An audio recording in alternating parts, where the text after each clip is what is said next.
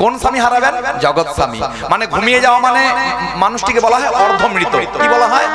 বলে না, দেখ মরার মতো ঘুমারে। কিছু মানুষ আছে দেখেন না, বাসে যাচ্ছে, টোটোয় বসছে, কারোর সঙ্গে কথা বলছে, সেখানেই ঘুমিয়ে পড়ছে। খেতে খেতে অনেক আছে ঘুমিয়ে যায়। তো এরকম অনেকের সিমটম আছে। তো এই সিমটমের যারা কি গো অংশীদার হয়ে আছেন, তাদের জন্য এই দোষ্টপোটা রইল। অফার ক্লিক করতে পারেন, ক্যাচ করতে পারেন, আপনাদের ব্যাপার। কিন্তু আমার কর্তব্যতে আমি বলছি, যাওয়ার আগে ডেকে দেব শ্রী গুরু নিতাই গৌর প্রেমানন্দে হরি হরি। একবার কৃষ্ণ বলে বাহু তুললে নাচরে মন শ্রী হরি বাসরে। সবাই রাধে।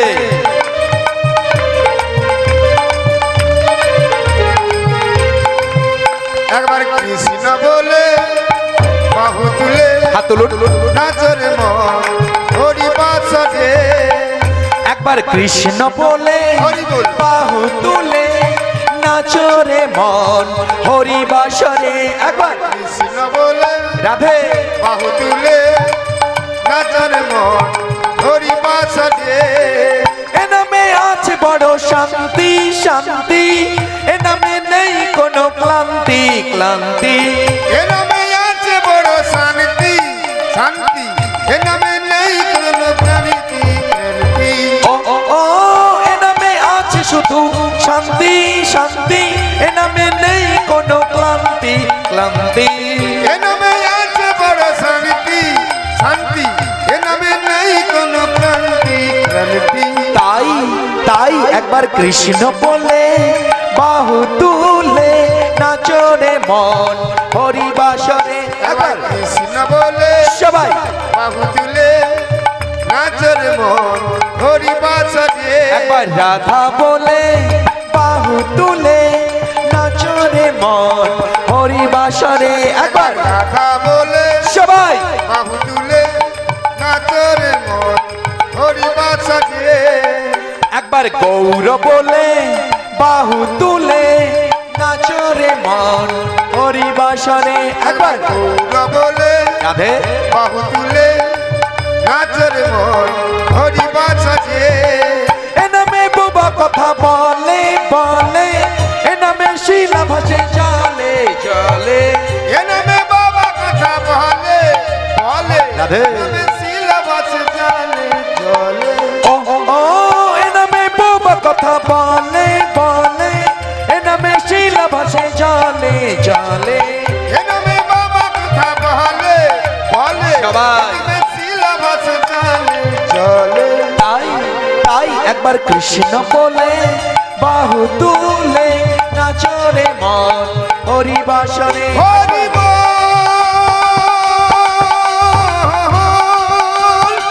জয় হো হরি বল। সবাই মিলে একবার বল হরি বল। একবার কৃষ্ণ বলে বাহু তুলে নাচরে মন হরি বাসরে। কৃষ্ণ বলে বাহু তুলে নাচরে মন হরি বাসরে। একবার রাধা বলে বাহু তুলে নাচরে মন কৃষ্ণ বলে। একবার রাধা বলে বাহু তুলে নাচরে মন হরি বাসরে। একবার কৃষ্ণ বলে বাহু তুলে নাচরে মন হরি বাসরে। কৃষ্ণ বলে বাহু তুলে নাচরে মন হরি বাসরে। একবার কৃষ্ণ বলে বাহু তুলে নাচরে মন হরি হরি বাসরে। প্রেম সে বলুন কৃষ্ণ নাম কি, রাধা রানী কি জয়। সকলের মন নেচেছে তো? ঠিক আছে চলুন। তো এটা কেন করলাম, আমাদের খুব শীত লাগছিল না, একটু করতালি মেরে টেরে গরম হয়ে গেলাম। ঠিক আছে, চলুন এবার মন দিয়ে হরিকথা শ্রবণ করুন। চিত্রকেতু মহারাজ চিন্তা করলেন, তাহলে বৈদ্য আমার কিছু আর করতে পারলো না, এবার আমি কার আশ্রয়ে যাব? ও মা, জীবনের সমস্ত সমস্যার সমাধান করে দিতে পারে কোনো ডাক্তার নয়, কোনো মাস্টার নয়, একমাত্র সাধু। সাধু সমস্যার সমাধান করবে। কেন, সাধু আপনাকে যেই জ্ঞান দেবে সেটা অন্য কেউ দিতে পারবে না। তাই সাধুদের কাছে গেল। সাধুরা বলছে, শোনো, তোমার জীবনে যা ঘটছে তা নিশ্চয়ই পূর্বের কোন অপরাধ দ্বারা। তো এক কাজ করো, তুমি ভগবানের চরণ শরণ নাও। ভগবান যদি তোমার প্রতি প্রীত প্রসন্ন হয় তাহলে নিশ্চয়ই তুমি সন্তান সুখ পাবে। কেন, এটা আমরা ভালো করেই জানি, সন্তান আমাদের হাতে নয়, ভগবানের হাতে আছে, তিনি কৃপা করলে হবে। তাই আজকে চিত্রকেতু মহারাজ ভগবানের স্তব স্তুতি গাইলেন এবং আরম্ভ করলেন। তিনি ওম নমো ভগবতে বাসুদেবায় দ্বাদশ অক্ষর মন্ত্র জপ করতে আরম্ভ করলেন। তো মহারাজ এই মন্ত্র কিছুদিন জপ করার ফলে ভগবানের আসনটাও পর্যন্ত কম্পিত হতে আরম্ভ হলো। কেন, ভগবান যুগে যুগে বলে এসেছে, ভক্ত আমার মাতা পিতা, ভক্ত আমার গুরু, ভক্ত আমার নাম রেখেছে বাঞ্ছা কল্পতরু। তাই সেই ভক্তের ভগবান, ভক্তির ভগবান, সেই অনাদির আদি গোবিন্দ তিনি চুপ করে থাকতে পারলেন না। যখন দেখছে নয়নশ্রু বিগলিত করে একজন ওম নমো ভগবতে বাসুদেবায়, ওম নমো ভগবতে বাসুদেবায়, ওম নমো ভগবতে বাসুদেবায়, বাসুদেবায়। বাসুদেব আর স্থির থাকতে পারলেন না গো মা। আজকে বাসুদেব শ্রীকৃষ্ণ ভগবান, তিনার এক প্রিয় ভক্ত, ব্রহ্মলোকে ব্রহ্মার মানস পুত্র ছিলেন অঙ্গিরা ঋষি। সেই অঙ্গিরা ঋষিকে তিনি আদেশ করলেন, শোনো হে অঙ্গিরা, তোমাকে একবার মর্তধামে যেতে হবে। অঙ্গিরা ঋষি বলল, কেন প্রভু? না, শোনো অঙ্গিরা, ওখানে সূর্যের অধিপতি রয়েছে মহারাজ চিত্রকেতু। উনি 1 কোটি বিবাহ করেও কোনো সন্তান সুখ লাভ করতে পারেনি। তা তোমাকে যেতে হবে, গিয়ে তুমি 10টা দেবতার উদ্দেশ্যে যজ্ঞ করবে। আর সেই যজ্ঞ থেকে উচ্ছিষ্ট দেবতা উচ্ছিষ্ট সেই চেরু বস্তু, যা পায়স নামে পরিগণিত, সেই পায়স চেরু বস্তু তুমি ওই রাজার হস্তে দেবে। আর রাজাকে বলবে যে মহারাজ, আপনি যেই রানীকে বেশি ভালোবাসেন এবং যেই রানীর সঙ্গে আপনার ধর্মের সংযোগ আছে, সেই রানীকেই আপনি কেবলমাত্র খাওয়াতে পারবেন। মানে বলে দিতে চাইলো যে একজন রানীকেই খাওয়াতে হবে। 1 কোটি রানী বলে 1 কোটি রানীকে খাওয়ালে 1 কোটি বাচ্চা হবে না। বুঝে দেখেন ব্যাপারটা। আর হ্যাঁ, তুমি নিজের পরিচয় গোপন করে যাবে, মানে আমি যে তোমাকে পাঠিয়েছি এটা তুমি বলবে না, নামটা তুমি তোমার বলবে, কিন্তু তুমি যে ব্রহ্মলোক থেকে আমার আদেশে গিয়ে এসেছো এটা তুমি বলো না। এবং রাজাকে জিজ্ঞাসা করবে তার কষ্ট দুঃখের কথা জেনে, তারপরে তাকে তুমি কৃপা করবে। যাও প্রভু, আপনি আশীর্বাদ করুন, যাও বিজয়ী ভব।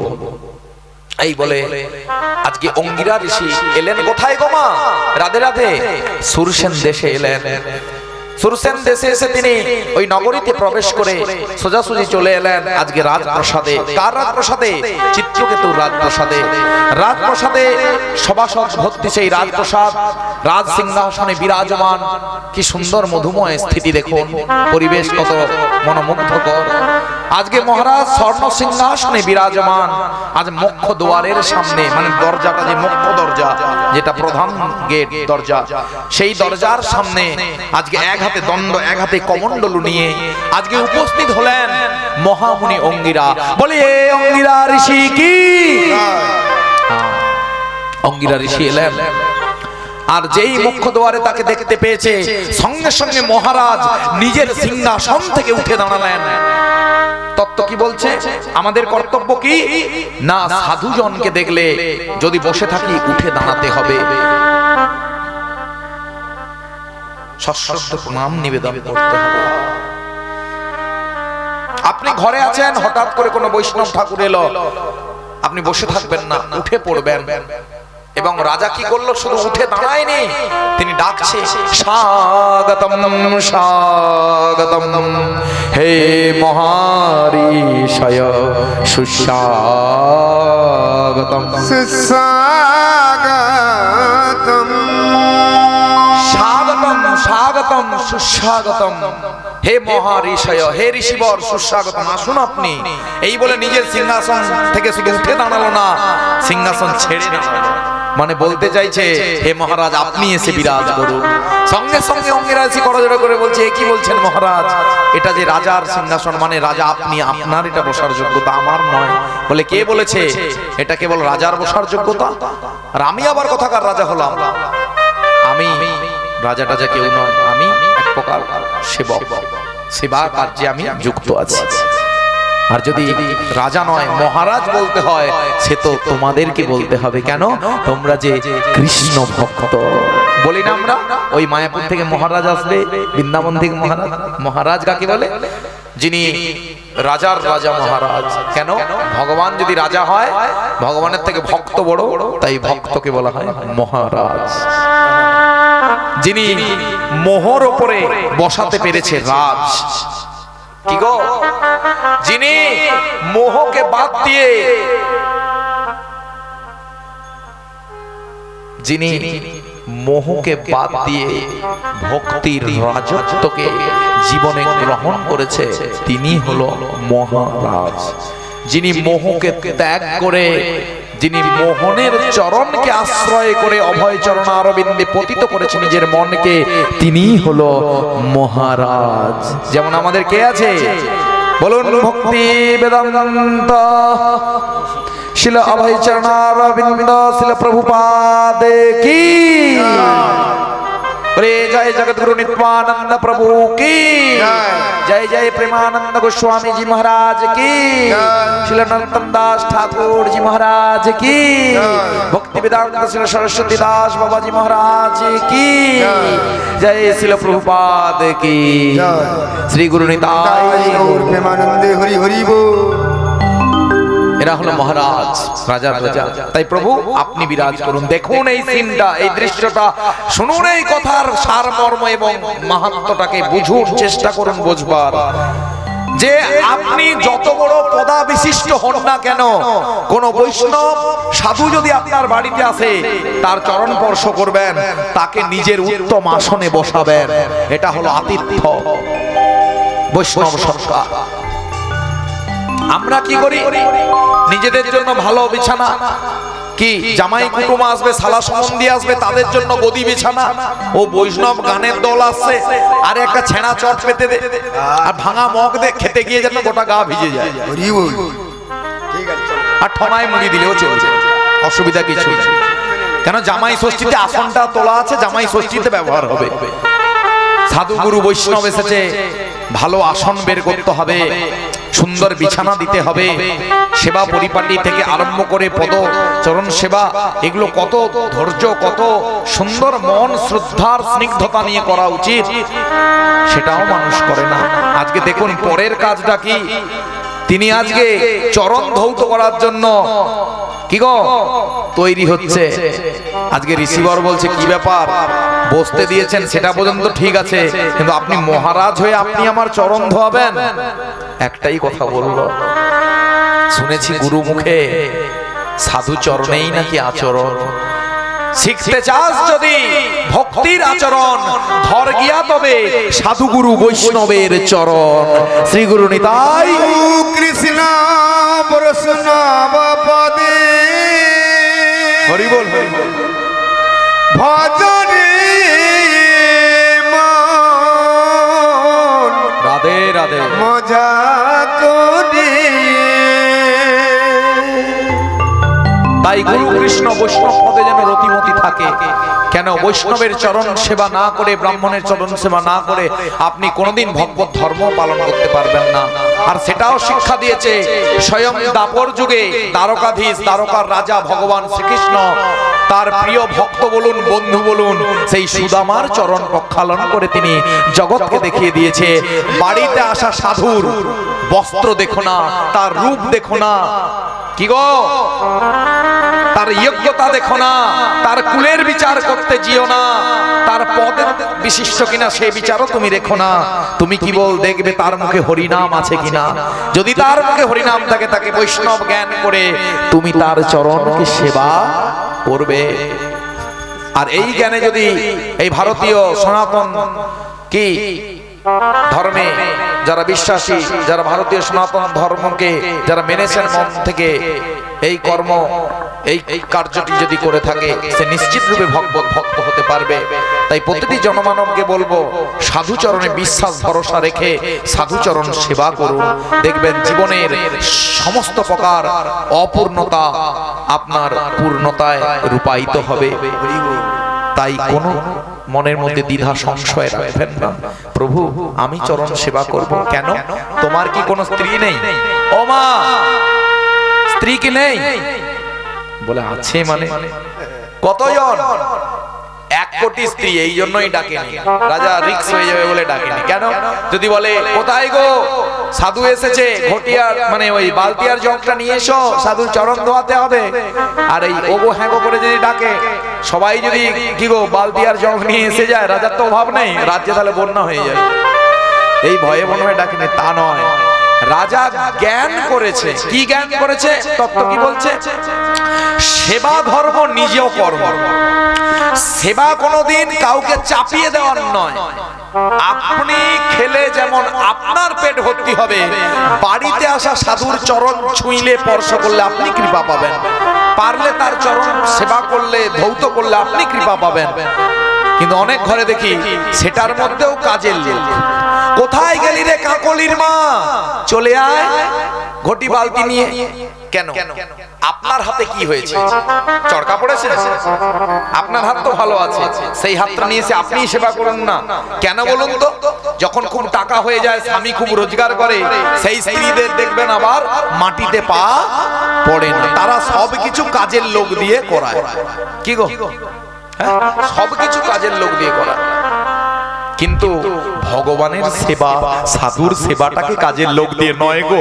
ওটুকু আপাত নিজের শরীর মন ধন দিয়ে নিজে আপাত করার চেষ্টা করুন। নালে ভগবান বলবে, তোকে হাত দিলাম আমার সেবার জন্য, চোখ দিলাম আমাকে দেখবার জন্য, এই চরণ দিলাম মন্দির প্রদক্ষিণের জন্য, আর তোর অনেক টাকা হয়েছে তাই তুই কাজের লোক দিয়ে সব করিয়ে নিচ্ছিস। চিন্তা করিস না, ওই কাজের লোক যতটা কি ভাগ্য করে এসেছে, সেই ভাগ্যেরও তুই অধিকারী নয়। কেন? কাজের লোক হয়েও সে আমার চরণ সেবা তবু করছে, যাই হোক তোর কথা মেনে হলেও করছে, তুই তাও করিসনি। তাই বলি শোন, ওই কাজের লোক আজ কেন কাজের লোক জানিস? সে ওরকম তোর মতো মেম সাহেব হয়ে ঘুরে বেড়াচ্ছিল, অন্যকে দিয়ে ভগবত সেবা সাধু সেবা করাচ্ছিল পূর্বজন্মে। আমি তাকে ওই ওপর থেকে টেনে নামিয়ে আজকে কাজের লোক করে দিয়েছি। দেখ, গরিব হলে, মনে কষ্ট থাকলে, আর্থিক অনটন থাকলে, সত্যি যে ভগবানের সেবা মানুষ করে, সে চাপে পড়ে করুক, ভালোবেসে করুক, তাকে করতে হবে। কেন? সে জানে গরিবের ভগবান ছাড়া আর কেউ নেই। তাই তোর কাছ থেকেও আমি ধন অপহরণ করব। কেন? এই ধনী আর গরিব এটা করে কেন জানেন? ভগবান গরিব করেছে যাকে, সেও পূর্বে ধনী ছিল, তার মনে পরম ধন কৃষ্ণ প্রেম ছিল না বলে আবার টেনে গরিব করেছে। বলে গরিব হলে তবে তুই আমার নাম করবি, তাই আবার গরিব হ। আর আজ যে ধনী, আপনি ভাববেন না যে আপনিও ধনী হয়ে থাকবেন। আপনি যদি পরম ধনের সন্ধানে রত না হন, কৃষ্ণ প্রেমকে জীবনের পরম ধন জ্ঞান যদি না করেন, এর পরের লাইনে আপনাকেই দাঁড়াতে হবে। এর পরের সিটটা আপনার গরিবের সিট, আপনি কি ওখানে বসবেন? তাই কোন ঐশ্বর্যের দাম্ভিকতা নয়, ঐশ্বর্যের অহমিকা নয়, রাজ ঐশ্বর্যের কোন গরিমা নয়। সমস্ত কিছুকে ভগবৎ চরণে পরিত্যাগ করে একটাই কথা বলুন, প্রভু তুমি আমার পিতা বন্ধু ভাই, তুমি ছাড়া এ পৃথিবীতে মোর আপন বলিয়া আর কেহ নাই। ধনজন সম্পর্কের সুখ নাহি মাগি এ জীবনে চাই শুধু তোমার চরণ সেবিতে। এই জ্ঞানে যদি কথা বলা যায়, এই স্মৃতিতে এই শ্রদ্ধাতে যদি কথা বলা যায়, তবেই কিন্তু ভগবানকে মানানো যাবে, তবেই কি তবেই তো ভগবান রাজি হবে। কিন্তু যদি অহমিকা রেখে টাকার বিনিময়ে ভগবত সেবা করে চিন্তা করছেন ভক্তি লাভ করবেন, তাহলে আপনার সুবিধার জন্য বলি এবং ইউটিউব যারা দেখবেন তাদেরকেও বলি, টাকা দিয়ে ভোগ্য বস্তু পাওয়া যায়, টাকা দিয়ে ভক্তি কিনতে পাওয়া যায় না। টাকা দিয়ে বিছানা কেনা যায়, টাকা দিয়ে ঘুম কেনা যায় না। টাকা দিয়ে সোয়েটার কেনা যায়, টাকা দিয়ে শান্তি কেনা যায় না। তাই টাকা দিয়ে খাদ্য কেনা যায়, টাকা দিয়ে সুখ কেনা যায় না। তাই জন্য আবারও বলি, ভেবে দেখুন ওরে মন, মোহন বিনা এ মন যে বড় একলা। তাই আজও সময় আছে, আবারও একবার নতুন করে চিন্তা করুন, জীবনের যে রুটে আপনি চলছেন সেটা যদি রং রুট হয়, চেঞ্জ করুন সেই রুট লাইন।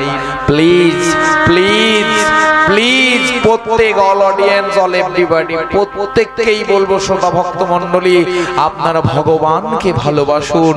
কেন জানেন? ভগবান ছাড়া আমাদের কষ্ট বোঝবার মতো এই দুনিয়ায় আর কেউ নেই। শ্রী গুরু নিতাই গৌর প্রেমানন্দে, হরি হরি বল। তাই একটু আমি আমার পরিত্যাগ করুন। তাই মহারাজ, আমি রাজা নয়, আমি কেহ নয়, আমি আপনার চরণের সেবক, প্লিজ সেবা করার অনুমতি দিন। এই বলে ঘষে ঘষে পা ধুইল, মানে চরণ প্রক্ষালন করলো। 56 ভোগ সেবার আয়োজন হলো, সেবা করানো হলো। তারপরে জিজ্ঞাসা করছে মুনিবর এবার জিজ্ঞাসা করছে, মুনিবর কি জিজ্ঞাসা করছে? মহারাজ আপনি সেবা ভালো করিয়েছেন, ভালো যত্ন করেছেন, আপনার দৈনতাপূর্ণ হৃদয় দ্বারা বেরিয়ে আসা প্রতিটি কথা আমার মন ছুঁয়ে গেছে। আপনার মতো সুহৃদ পরায়ণ ব্যক্তিকে আমি দর্শন করে ধন্য। বলুন, আপনার জীবনে আপনি, আপনার প্রজা, আপনার রাজ্যবাসী এবং আপনি স্বয়ং আপনার 1 কোটি মহিষী রানীকে নিয়ে কুশলে আছেন তো? এক কথাতে জিজ্ঞাসা করলো, না খেয়ে দিয়ে পালিয়ে যাবে? কি গো, আপনার বাড়িতে কেউ এলে তো জিজ্ঞাসা করে, কি রে তোদের কেমন চলছে, কি হচ্ছে, কেমন, কোথায় আয় ইনকাম? কুটুম এলে জিজ্ঞাসা করে, কিন্তু সাধুরা এলে একটাই কথা জিজ্ঞাসা করবেন, ভালো আছেন? যদি বলে না, যদি বলে হ্যাঁ, উভয়ে দুটোতেই বলবে বাবা তোমার কৃষ্ণ পথে মতি হোক। কেন? তারা জানে কৃষ্ণ পথে মতি হলে দুঃখ চলে যাবে, কৃষ্ণ পথে মতি এলেই বিদ্যাও লাভ হবে, কৃষ্ণ পথে মতি হলে কি গো ভোগ্য বস্তুও ফিরে পাবে, কৃষ্ণ পথে মতি হলে বৌমার আবার গর্ভে সন্তানও আসবে। তাই সাধুরা একটাই আশীর্বাদ করে, তারা ধন জন বাচ্চা সম্পত্তি এসবের আশীর্বাদ করে না, তারা বলে মারে বাবারে তোর কৃষ্ণ পথে মতি হোক। কেন? তারা জানে গাছের গোড়ায় জল দিলে গাছ সতেজ হয়ে যাবে, তার জন্য ডগায় দেওয়ার দরকার নেই। তারা জানে ভালো করে যে গাছের গোড়াটা হলো গোবিন্দ, আর একে কোনোভাবে যদি গোবিন্দ চরণ পাইয়ে দেওয়া যায় তাহলে সমস্ত সমস্যার সমাধান এমনিতেই মিটে যাবে। শ্রী গুরু নিতাই। কৃষ্ণ কৃষ্ণ কৃষ্ণ কৃষ্ণ কৃষ্ণ হে কৃষ্ণ কৃষ্ণ কৃষ্ণ কৃষ্ণ কৃষ্ণ হে কৃষ্ণ কৃষ্ণ কৃষ্ণ কৃষ্ণ কৃষ্ণ কৃষ্ণ হে কৃষ্ণ কৃষ্ণ কৃষ্ণ কৃষ্ণ কৃষ্ণ কৃষ্ণ হে কৃষ্ণ কৃষ্ণ কৃষ্ণ কৃষ্ণ কৃষ্ণ কৃষ্ণ হে